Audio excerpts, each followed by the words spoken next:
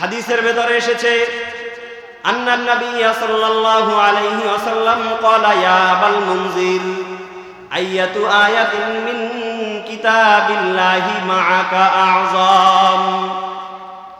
আল্লাহর রাসূলের প্রিয় সাহাবী উবাই ইবনে কাবকে আল্লাহর রাসূল জিজ্ঞাসা করেন, ও ভাই, তুমি তো কোরআন আমার সাহাবীদের ভেতরে সব থেকে ভালো পড়তে পারো, তুমি তো সব থেকে বেশি জানো, তোমার কাছে আমি জানতে চাই সব থেকে কোরআনের কোন আয়াতটি সর্বশ্রেষ্ঠ, তুমি একটু আমাকে বলো। কোরআনের যতগুলো আয়াত আছে ৬৬৬৬টি আয়াত আছে, কি আমরা জানি না? যদিও বা সংখ্যা নিয়ে মতনৈক্য রয়েছে, কিন্তু এই ৬৬৬৬টি আয়াতের মধ্যে সব থেকে শ্রেষ্ঠ আয়াত কোনটি, এটা আল্লাহর রাসূল জিজ্ঞেস করছেন উবাই ইবনে কাবকে। হযরত উবাই বলেন, আল্লাহু ওয়া রাসূলুহু আ'লাম। ওগো আল্লাহর নবী, আমি তো কোরআন ভালো পড়তে পারি, কোরআনের অর্থ আমি জানি ঠিক, তবে কোন আয়াতটি সব থেকে শ্রেষ্ঠ সেটা তো আমি জানি না। হযরত উবাই ইবনে কাবকে আল্লাহর রাসূল আবার জিজ্ঞাসা করলেন। এভাবে তিনবার প্রশ্ন করার পরে তৃতীয়বার উবাই ইবনে কাব ভাবলেন যে আমি একটা প্রশ্নের উত্তর দিয়ে দেই, সঠিক হোক আর বেঠিক হোক আল্লাহর রাসূল আমাকে শুধরিয়ে দিবেন। হযরত উবাই ইবনে কাব বলেন, আল্লাহু লা ইলাহা ইল্লা হুয়াল হাইয়ুল কাইয়্যুম, অর্থাৎ যেটাকে আমরা আয়াতুল কুরসি নামে চিনি। এই আয়াতটি তেলাওয়াত করে আল্লাহর রাসূলকে বললেন, ইয়া রাসূলুল্লাহ, আমার কাছে মনে হয় যে এই আয়াতটা হয়তোবা কোরআনের শ্রেষ্ঠতম আয়াত। বিশ্বনবী উবাই ইবনে কাবের বুকের উপরে হাত দিয়ে বললেন, লিয়াহনিয়া লাকাল ইলমু ইয়া আবাল মুনজির, তোমার উত্তরটা এত সঠিক হয়েছে যে আমি মনে করি তোমার এই সঠিক উত্তরের কারণে তুমি দুনিয়া ও আখিরাতে মুক্তি পেয়ে যাবে। তাহলে আবু দাউদ শরীফের 1460 নম্বর হাদিস থেকে আমরা জানতে পারলাম গোটা কোরআনের যতগুলো আয়াত আছে এই আয়াতের মধ্যে সর্বশ্রেষ্ঠ আয়াত কোনটি? সবাই একটু বলেন না কোনটি? আয়াতুল কুরসি। সবাই বলেন, নাম কি? আয়াতুল কুরসি। আমাদের দেশের অনেকেই এই আয়াতুল কুরসির সঠিক উচ্চারণটা জানে না, তারা বলে আয়াতাল কুরসি। কি বলে না? বিশেষ করে মহিলারা আয়াতাল কুরসি বলে কিনা? আসলে শব্দটা আয়াতাল কুরসি না, শব্দ হবে আয়াতুল কুরসি। সবাই বলেন কি? তাহলে গোটা কোরআনের যতগুলো আয়াত আছে এর মধ্যে সবথেকে শ্রেষ্ঠ আয়াত কোনটি? আয়াতুল কুরসি। দ্বিতীয় নম্বর ফজিলত, তিরমিজি শরীফের 2878 নম্বর হাদিস। আলহামদুলিল্লাহ, আপনাদের দোয়ায় সহিহ তিরমিজি শরীফ আমি নিজে পাঠদান করি। আমি মাদারীপুর যেখানে খেদমতে আছি সেখানে আল্লাহ তাআলা আমাকে হাদিসের খেদমত করার সুযোগ দিয়েছেন, যার ফলে সহিহ তিরমিজি আমি পড়াই। তিরমিজি শরীফের 2878 নম্বর হাদিস। وعن أبي هريرة رضي الله تعالى عنه قال إن لكل شيء صناما وصنام القرآن سورة البقرة। আল্লাহ রাসূল সাল্লাল্লাহু আলাইহি ওয়াসাল্লাম বলেন যে প্রত্যেকটা জিনিসের একটা শীর্ষ চূড়া আছে, একটা উঁচু স্থান আছে। গোটা কোরআনের শীর্ষ চূড়া আর উঁচু স্থান হলো সূরাতুল বাকারা। বলি সুবহানাল্লাহ। তাহলে কোরআনের সবথেকে উঁচু জায়গা কোনটা? সূরাতুল বাকারা। আল্লাহ রাসূল বলেন, ফিহা আয়াতুন ওয়া হিয়া সাইয়্যিদাতু আইল কুরআন। উম্মত, গোটা কোরআনের ভেতরে যতগুলো আয়াত আছে সমস্ত আয়াতের সরদার হলো আয়াতুল কুরসি। জোরে বলেন সুবহানাল্লাহ।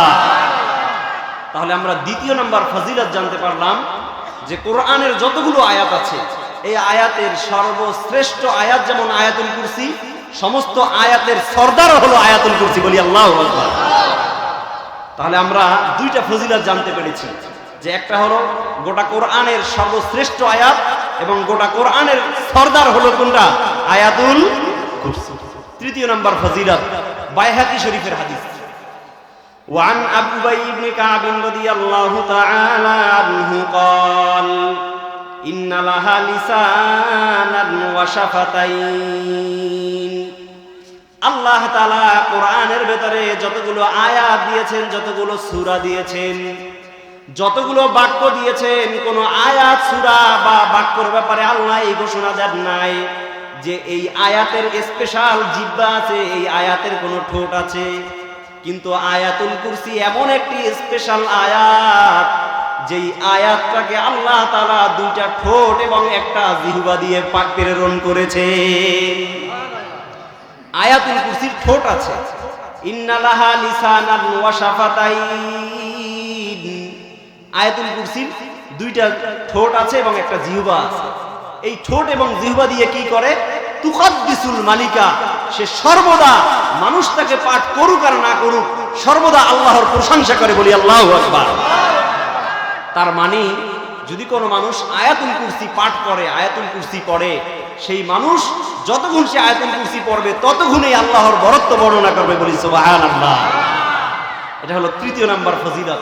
চতুর্থ নাম্বার ফজিলত, এই আয়াতুল কুরসির ভিতরে আল্লাহ তাআলা দুইটা নাম দিয়েছেন, যেই দুইটা নামকে বলা হয় ইসমে আযম। নাম দুইটাকে কি বলে? সবাই একটু বলেন না, কি নাম বলে? ইসমে আযম। عن أسماء بنت يزيد رضي الله تعالى عنها قالت سمعت النبي صلى الله عليه وسلم يقول في هاتين السورتين في سورة البقرة وسورة آل عمران في هاتين السورتين اسم الله الأعظم।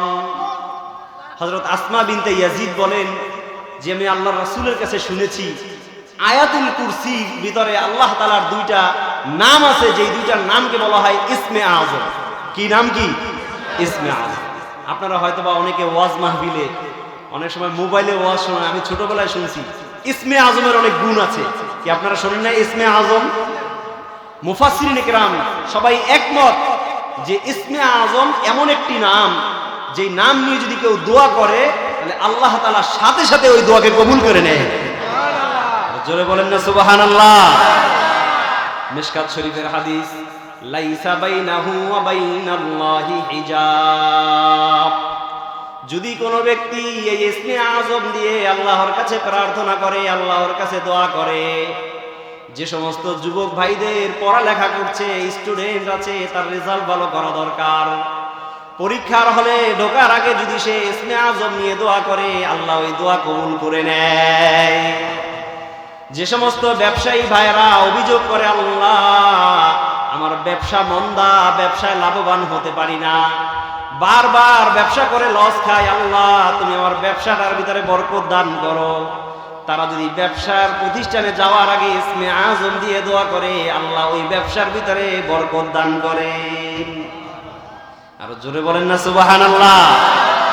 আপনি কৃষি কাজ করেন, ক্ষেত খামারে কাজ করেন, যেখানেই যাবেন সেখানে যাওয়ার সময় যদি আপনি এই ইসমে আযম দিয়ে দোয়া করেন, তাহলে এই দোয়া কবুল করে নেবেন কে?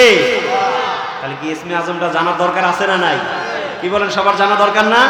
ইসমে আযম, ইসমে আযম কি? মুফাসসিরিন কিরাম বলেছেন ইসমাল্লাহিল আযম ইযা দুইয়া বিহি আজাবা। ইসমে আযম তো এমন নাম, যেই নাম নিয়ে দোয়া করার সাথে সাথে আল্লাহ কবুল করে নেয়। ইসমে আযমটা কি? ইসমে আযমের ব্যাপারে আল্লামা ফখরুদ্দিন রাজি তার তাফসিরে কাবীরের ভিতরে বলেছেন, আয়াতুল কুরসির তাফসীর বলছি। ফখরুদ্দিন রাজি গোটা বিশ্বের ভিতরে তাফসিরের জগতে কিংবদন্তি। তার তাফসিরে কাবীরের ভিতরে লিখেছেন যে ইসমে আযম আয়াতুল কুরসির ভিতরে যে দুইটা, সেটা হলো আল হাইয়ুল কাইয়ুম। আল হাইয়ু আল কাইয়ুম, সবাই একটু বলেন আল হাইয়ুল কাইয়ুম, আল হাইয়ুল কাইয়ুম। আপনি যখনই দোয়া করবেন আল্লাহর কাছে যে আল্লাহ আমার সন্তান হয় না, তুমি আমাকে সন্তান দাও, আল্লাহ আমার সন্তান হয়, শুধু মেয়ে হয় ছেলে হয় না, আল্লাহ আমার শুধু ছেলে হয় মেয়ে হয় না, আল্লাহ আমার এই প্রয়োজন, আমার চাকরি হয় না, ব্যবসা ভালো চলে না, আমি রোগে আক্রান্ত, যে কোনো সমস্যার জন্য আপনি দোয়া করবেন, তখন দুইটা নাম বলবেন, নাম দুইটা হলো আল হাইয়ুল কাইয়ুম। সবাই একটু বলেন না আল হাইয়ুল কাইয়ুম, আল হাইয়ুল কাইয়ুম। তাহলে এই দুইটা নাম নিয়ে যদি আমরা দোয়া করি, ওই দোয়াকে কবুল করে নেবেন কে? এই জন্য আমাদের এই নাম দুইটা শেখার দরকার আছে না নাই? আজকে রাত যাওয়ার পরে আগামীকাল থেকে যারা যারা আয়াতুল কুরসি পারি না, কালকে ইনশাআল্লাহ শিখে নিব, পারবেন না ইনশাআল্লাহ? আল্লাহ তাআলা সবাইকে কবুল করুন। আমি আপনাদের সামনে বলেছিলাম যে আয়াতুল কুরসির তিনটা বিষয় বলবো, যে আয়াতুল কুরসির পরিচয়, আয়াতুল কুরসির ফজিলত, তৃতীয় বিষয় আয়াতুল কুরসির উপকারিতা, যে আয়াতুল কুরসি আমাদের জীবদ্দশায় আমরা যদি পড়ি আমাদের কি লাভ হবে, জানা দরকার আছে না নাই? আয়াতুল কুরসি উপকারিতার ব্যাপারে 1 নম্বর উপকারিতা হাদিসের ভিতরে আসছে, বুখারী শরীফের হাদিস 2311 নম্বর হাদিস। عن أبي هريرة رضي الله تعالى عنه قال وكلني رسول الله صلى الله عليه وسلم في زكاة رمضان। আল্লাহ রাসূলের একজন প্রিয় সাহাবী ছিল, সাহাবীর নাম হলো হযরত আবু হুরায়রা। নাম শুনেছেন? আবু হুরায়রা। হযরত আবু হুরায়রা বলেন, আল্লাহর রাসূল সাল্লাল্লাহু আলাইহি ওয়াসাল্লামের কাছে রাষ্ট্রীয় কোষাগারের যে মাল আছে বাইতুল মালের যখন সমস্ত মালগুলো জমা করে একত্রিত করে একটা জায়গায় রাখা হলো, তখন সেখানে রাখার পরে আল্লাহর রাসূল একজন পাহারাদার নিযুক্ত করবেন। আমি আবু হুরায়রাকে বললেন, আবু হুরায়রা যাও, গিয়ে তুমি ওখানে পাহারা দিতে শুরু করো।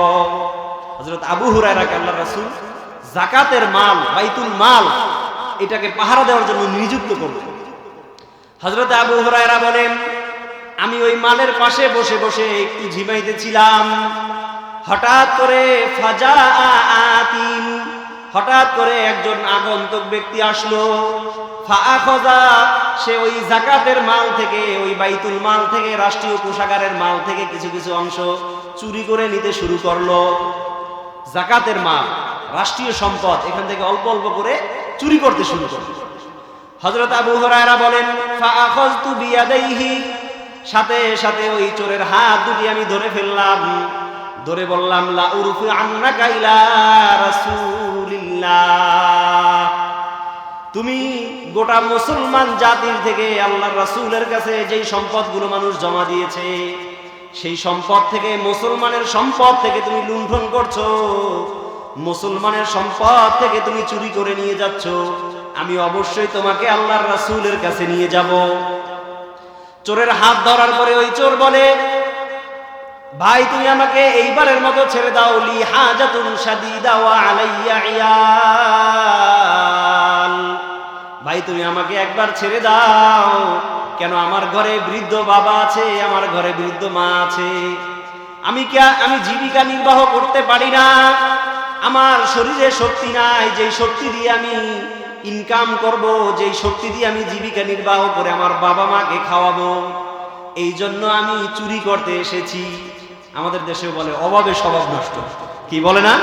আপনারা শোনেন না মনে অভাবে স্বভাব নষ্ট। এই সাহাবী আবু হুরায়রা রাদিয়াল্লাহু তাআলা যে চোরকে ধরেছে, সেই চোরের এই অবস্থা।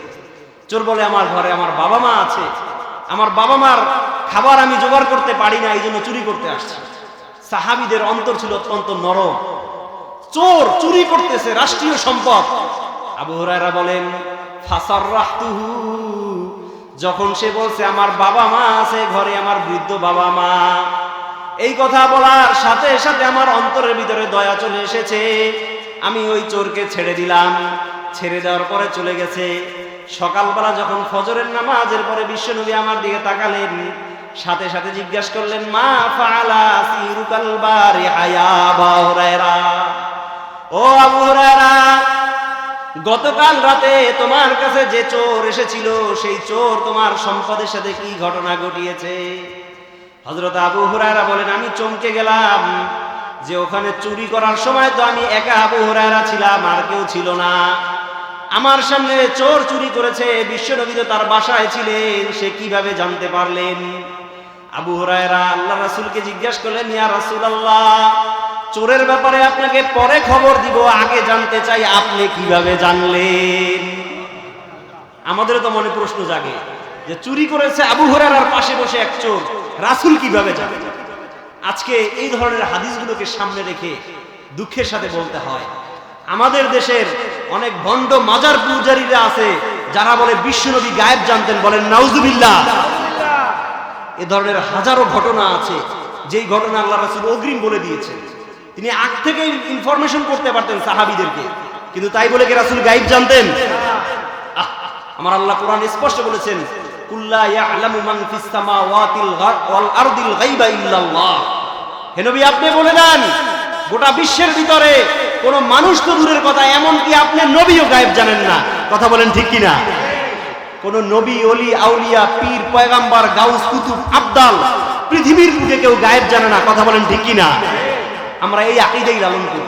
কিন্তু আজকে আমাদের সমাজের অনেক ভণ্ড মাজার পুরোহিতরা আছে যারা বলে আল্লাহ রাসূল গায়েব জানতেন। বলেন নাউজুবিল্লাহ। আবু হুরায়রার এই ঘটনা শুনে আল্লাহ রাসূল যখন বললেন যে তোমার চোর তোমার সাথে কি ঘটনা ঘটিয়েছে, তখন আবু হুরায়রা বলেন, ইয়া রাসূলুল্লাহ, আগে বলেন আপনি কিভাবে জানেন? যে সমস্ত ভণ্ডরা বলে রাসূল গায়েব জানতেন তাদের জন্য বলতে চাই, যদি কেউ বলে রাসূল গায়েব জানতেন তাহলে সে আয়াতকে অস্বীকার করলো, আর আয়াতকে অস্বীকার করলে সে মুসলমান না কাফের? তার মানে যারা বলে রাসূল গায়েব জানতেন তারা মুসলমান না কাফের? আমরা সবাই এই আকীদা লালন করব যে রাসূল গায়েব জানেন। হ্যাঁ, কিছু কিছু কথা অগ্রিম আল্লাহ রাসূল বলতে পারতেন। কিভাবে? আল্লাহ মানি রব্বি, আল্লাহ রাসূল বলে দিয়েছেন যে আল্লাহ তাআলা আমাকে গোপন সূত্রে এই মেসেজগুলো আমার কাছে পাঠিয়ে দিতেন, আমি জানতাম, ওহীর মাধ্যমে আল্লাহ তাআলা আমাকে জানাই। হযরত ওমরের ঘটনা আছে। ওমরে ফারুক রাদিয়াল্লাহু তাআলা আনহু যখন তিনি খলিফাতুল মুসলিমিন ছিলেন, তখন ওমরের একটা সৈন্যদল একটা পাহাড়ের পাদদেশে গিয়ে তারা যুদ্ধের জন্য প্রস্তুতি নিতেছিল। ওমরের যে সৈন্যদল জিহাদের জন্য প্রস্তুতি নিচ্ছে, সেই পাহাড়ের উপর দিয়েই এবং অপর পাশ দিয়ে শত্রুপক্ষ আক্রমণ করতে চেয়েছে। হযরত ওমর এটা টের পেয়ে গেলেন। টের পেয়ে হযরত ওমর রাদিয়াল্লাহু তাআলা আনহু একজন অশ্বারোহীকে পাঠিয়ে দিয়ে বললেন, যাও যাও, তাড়াতাড়ি তোমরা ওই পাহাড়ের পাদদেশে যে সাহাবী আছে তাদেরকে সরে যেতে বলো, কেন শত্রুপক্ষ তাদেরকে চেপে বসা, শত্রুপক্ষ তাদের উপরে আক্রমণ করার সম্ভাবনা আছে। আমি জানতে চাই, তাহলে ওমরও কি গায়েব জানতো? বলেন না, আপনারা কি বলেন, ওমর গায়েব জানতো?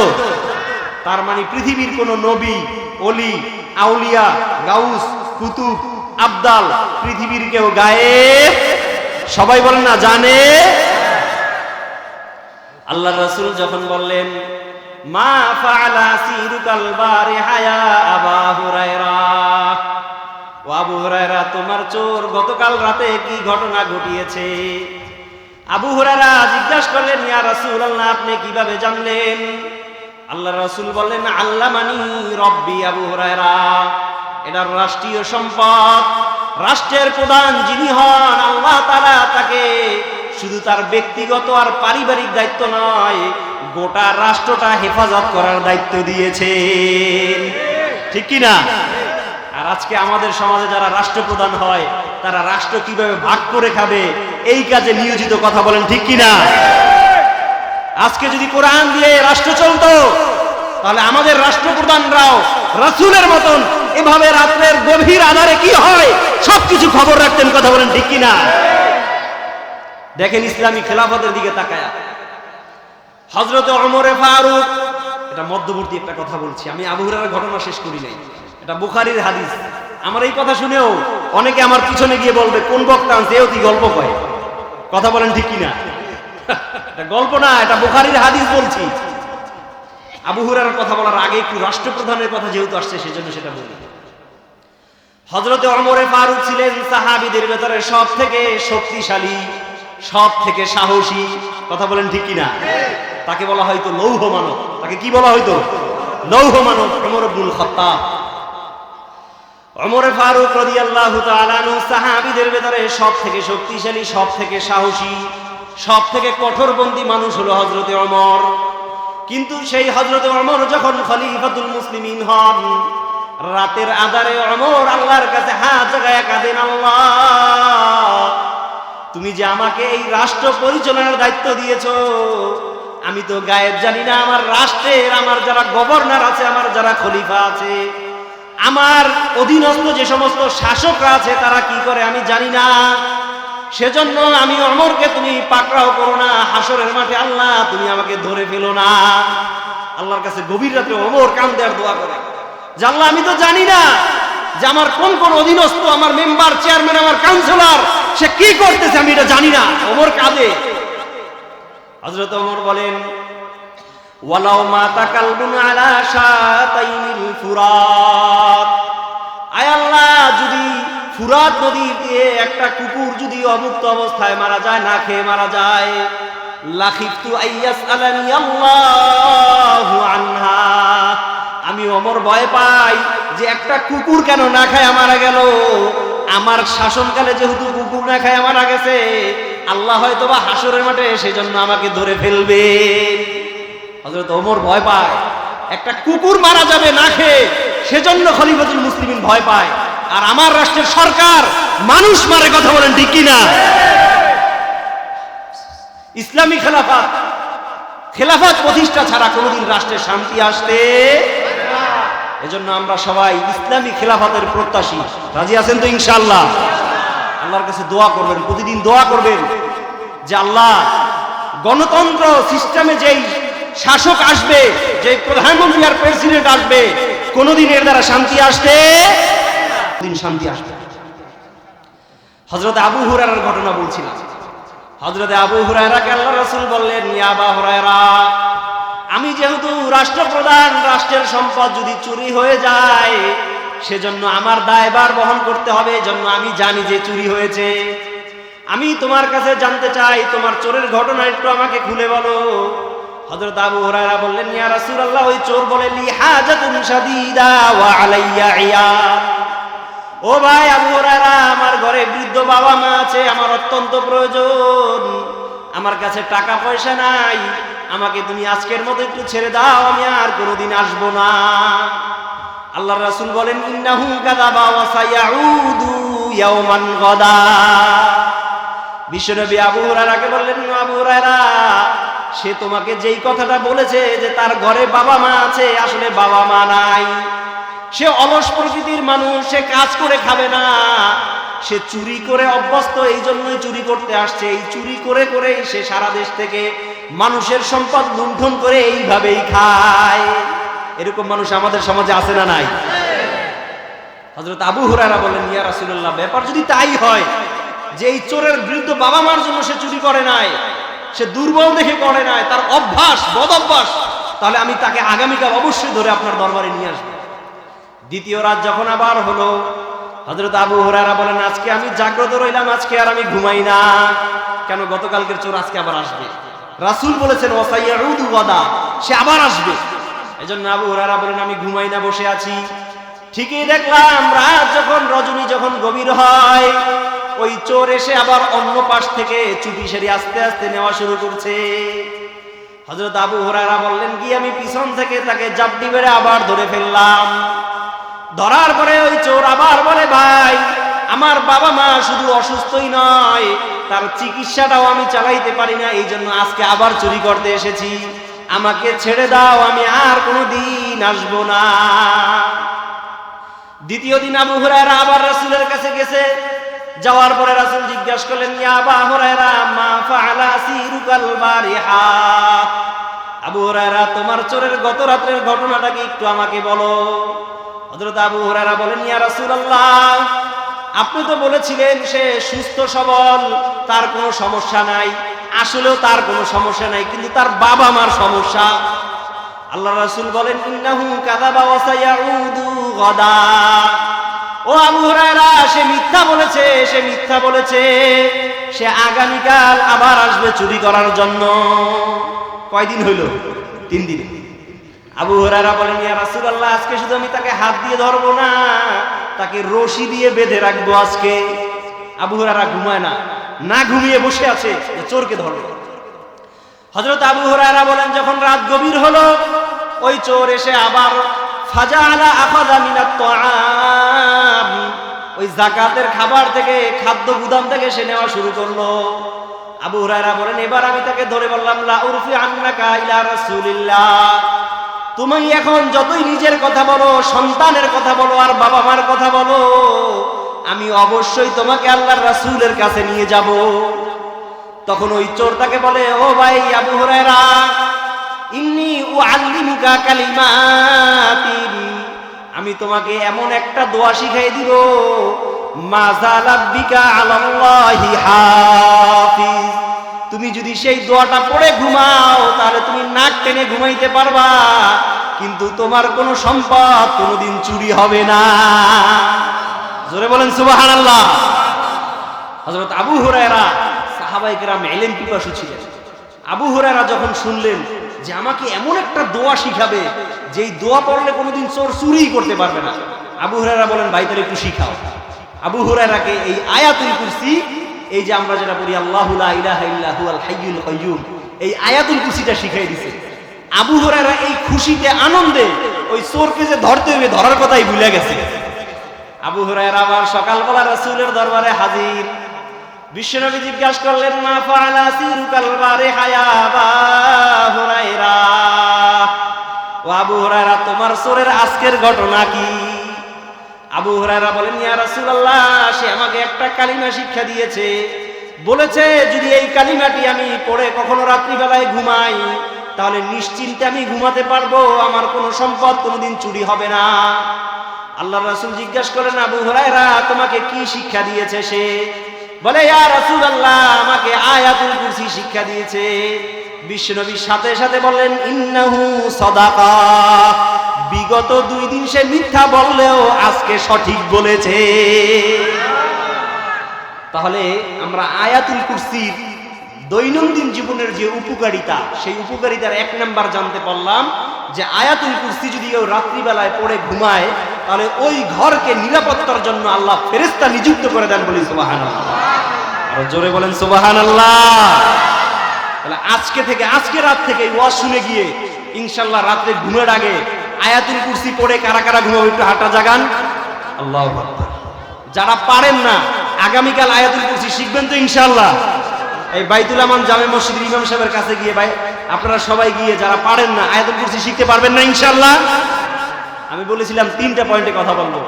1 নাম্বার আয়াতুল কুরসির পরিচয়, 2য় নাম্বার আয়াতুল কুরসির ফজিলত, 3য় নাম্বার আয়াতুল কুরসির উপকারিতা। এই উপকারিতার 1 নাম্বার বলছি।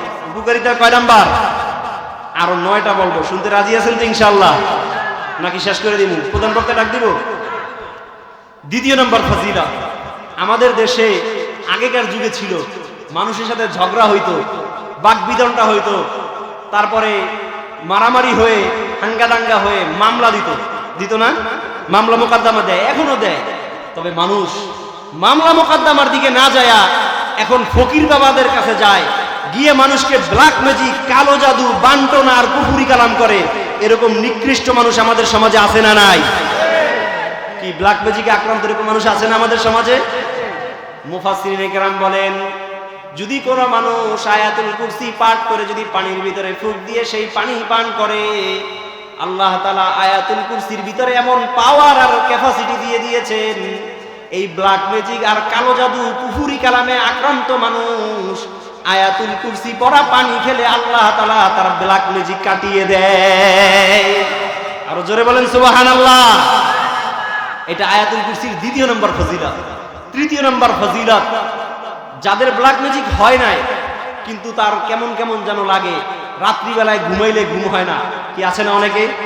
তার কাছে মনে হয় দিন দিন মানসিকতায় ভরে গেছি, ডিপ্রেশন, দুশ্চিন্তা, আছে না এরকম মানুষ? মানসিকভাবে বিপর্যয়গ্রস্ত।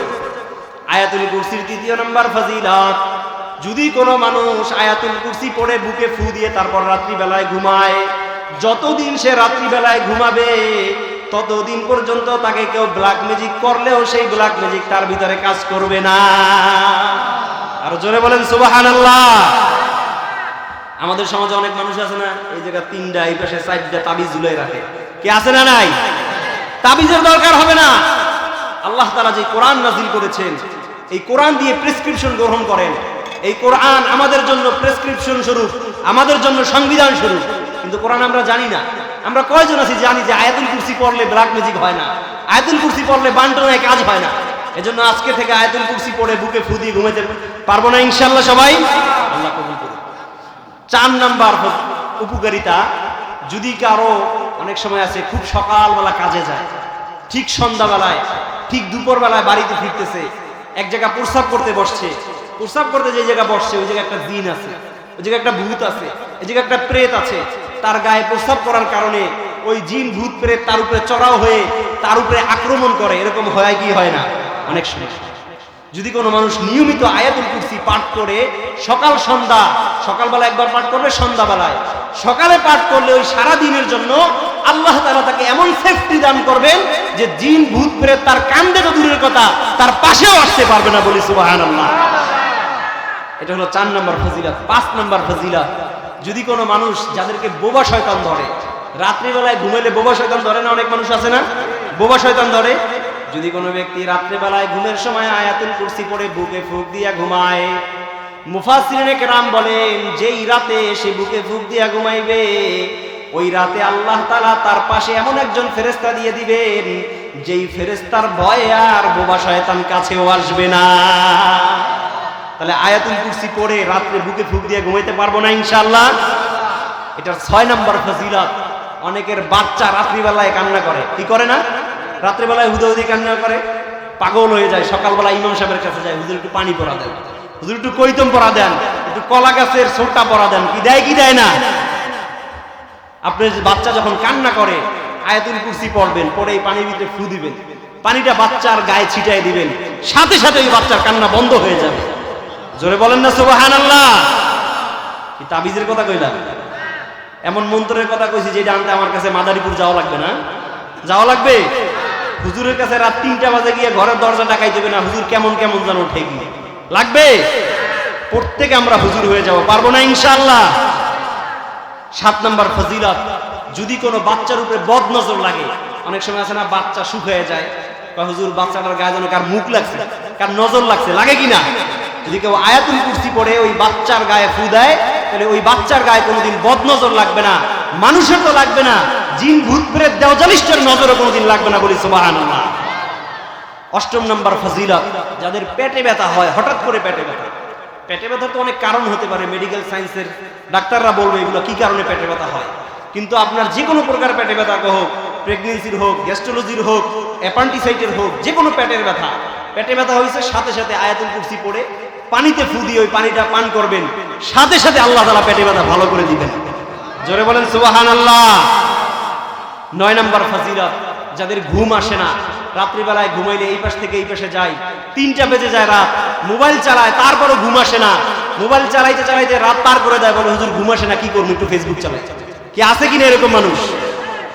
কিছু মানুষ তো এরকম আছে যে মোবাইল টেপে এমনি, কি এরকম যুবক আছে না নাই, যে মোবাইল টিপে টিপে রাত পার করে? তারা না, যাদের ঘুম আসে না সে যদি আয়াতুল কুরসি পড়ে তার বিছানায় শোয়, অবশ্যই অজু অবস্থায় শুইতে হবে। আয়াতুল কুরসি পড়ে বিছানায় শুইলে আল্লাহ তাআলা তার সুনিদ্রার ব্যবস্থা করে দিবেন, বলি সুবহানাল্লাহ। শেষ, আমার 9টি ফজিলত বলা শেষ। সর্বশেষ একটি ফজিলত বলে আমি আজকে বিদায় নিব। 10 নম্বর ফজিলত, হাদিসের সুপরিচিত একটি কিতাব আছে, কিতাবের নাম হলো বুলুগুল মারাম। বুলুগুল মারামের 97 নম্বর হাদিস। عن أبي هريرة رضي الله تعالى عنه قال قال رسول الله صلى الله عليه وسلم من قرأ آية الكرسي دبر كل صلاة مكتوبة।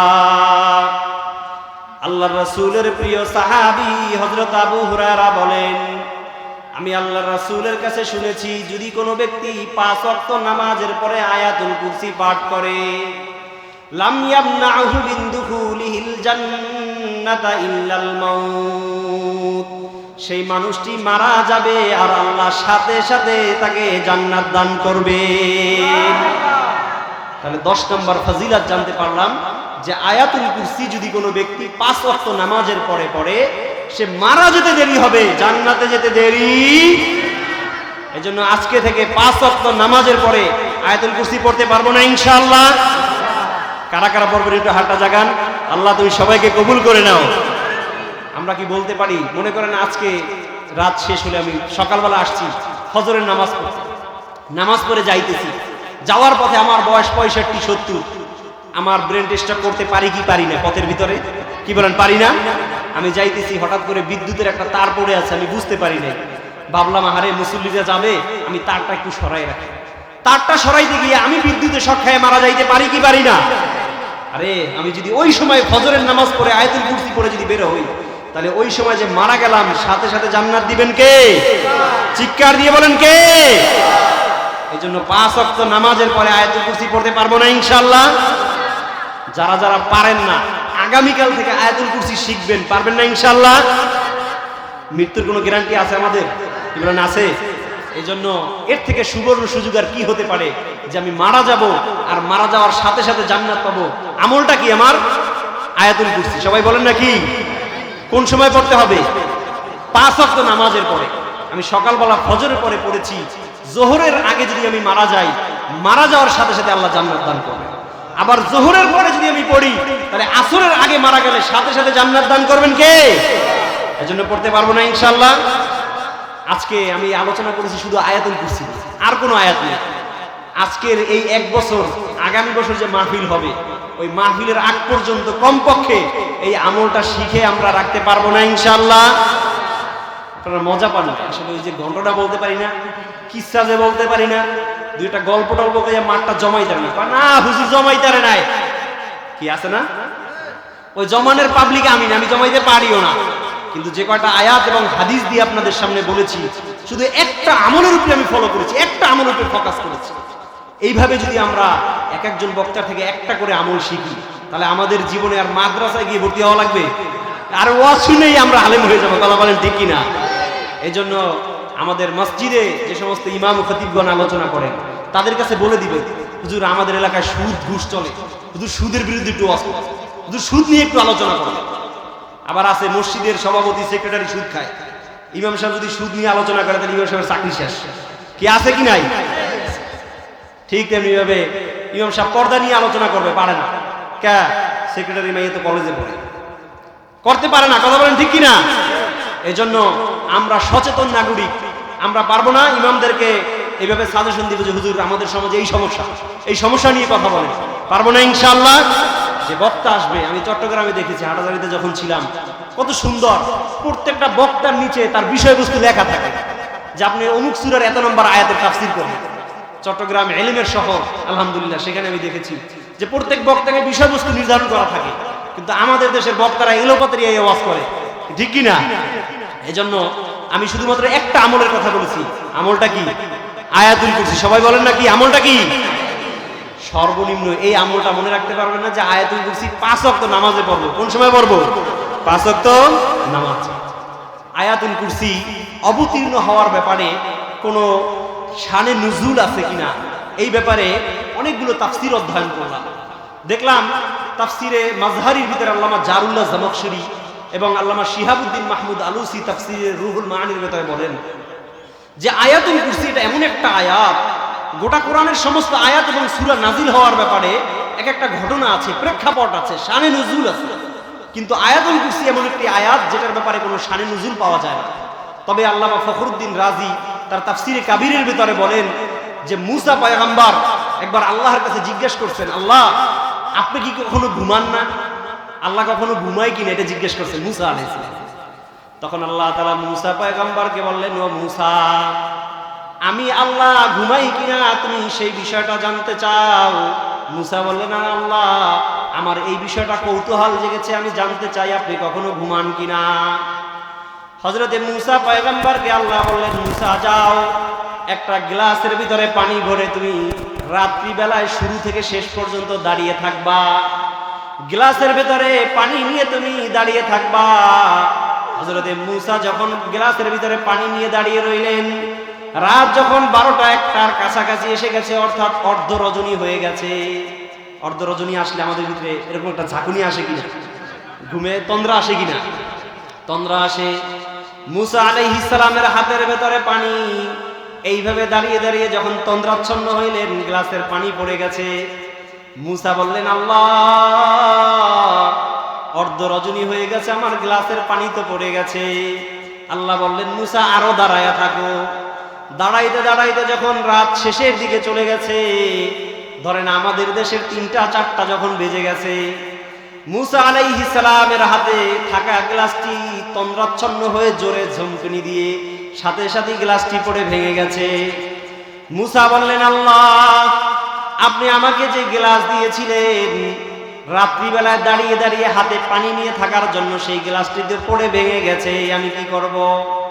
আল্লাহ বললেন, ও মুসা, তুমি যে আমার কাছে প্রশ্ন করেছিলে যে আমি রব্বুল আলামিন ঘুমাই কিনা, সেই প্রশ্নের উত্তর তোমার গ্লাসের ভিতরে আছে। মুসা পয়গম্বর বললেন, আল্লাহ কিভাবে আমার প্রশ্নের উত্তর এই গ্লাসের ভিতরে রয়ে গেছে? আল্লাহ তাআলা বললেন, ও মুসা, তুমি যখন গ্লাসের ভিতরে পানি নিয়ে দাঁড়িয়েছিলে, একটা তন্দ্রাচ্ছন্ন দেওয়ার পরে, একটা ঝুমকারি দেওয়ার পরে তোমার হাত থেকে পানি পড়ে গেছে কিনা? বলে আল্লাহ পড়ে গেছে। শেষ রজনীতে এসে যখন তুমি আরো গভীর ঘুমে মত্ত হয়ে পড়েছো, তোমার হাত থেকে গ্লাসটি পড়ে ভেঙে গেছে। ও মুসা, গোটা বিশ্বটা আমি মাওলায়ে কারীমের কুদরতি হাতের ভেতরে, আমি আল্লাহ যদি ঘুমাই তাহলে গোটা বিশ্বটা ধ্বংস হয়ে যাবে।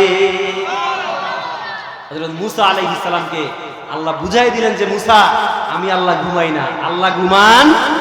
এটাই আয়াতুল কুরসির ভিতরে বলা হয়েছে, লা তাখুযুহু সিনাতু ওয়ালা নাওম। আল্লাহ তো এমন এক রব্বুল আলামিন, লা তাখুযুহু সিনা, আরে ঘুম তো দূরের কথা, রব্বুল আলামিন এক মুহূর্তের জন্য তন্দ্রাচ্ছন্ন হন না। জোরে বলেন সুবহানাল্লাহ। তাহলে আজকে আমরা জানতে পারলাম আয়াতুল কুরসির ফজিলত, আয়াতুল কুরসির পরিচয়, আয়াতুল কুরসির শানে নুজুল, যা আয়াতুল কুরসি কোন প্রেক্ষাপটে নাজিল হয়েছিল। তা সর্বশেষ যে বিষয়টি আপনাদের সামনে বলেছি সেটা হলো আয়াতুল কুরসির উপকারিতা। আয়াতুল কুরসির আমলটা আমরা সবাই ইনশাআল্লাহ করতে পারবো না ইনশাআল্লাহ। বিশেষ করে এখানে যেহেতু মসজিদ হয়েছে, নতুন মসজিদ, এই মসজিদে আমরা এলাকার যারা আছি কন্টিনিউ 5 ওয়াক্ত নামাজ পড়বো, পারবো না ইনশাআল্লাহ। আহা, মসজিদ হয়েছে কিন্তু মুসল্লি নাই, কি ঠিক কিনা? কথা বলেন ঠিক কিনা? মাগরিবে এশায় যাও পাওয়া যায়, ফজরে ইমাম মুয়াজ্জিন সহ আর 2 জন সর্ব, কি কথা বলেন ঠিক কিনা? আজকে আমাদের সমাজের মানুষ নামাজ পড়ে না। এই মসজিদ করে কি লাভ? এই মসজিদ আমার জন্য অভিশাপ হয়ে দাঁড়াবে হাসরের মাঠে। আমি যদি নামাজ না পড়ি, এই মসজিদ আমার বিরুদ্ধে অভিযোগ করবে, বলবে আল্লাহ আমাকে প্রতিষ্ঠিত করেছিল, একটা নামাজের জায়গা তৈরি করেছিল, কিন্তু মসজিদের পাশ দিয়ে হেঁটে যাইতো, নামাজের জন্য মসজিদে ঢুকতো না। কথা বলেন ঠিক কিনা? এজন্য সমাজে আমরা নামাজ প্রতিষ্ঠা করবো, পারবো না ইনশাআল্লাহ।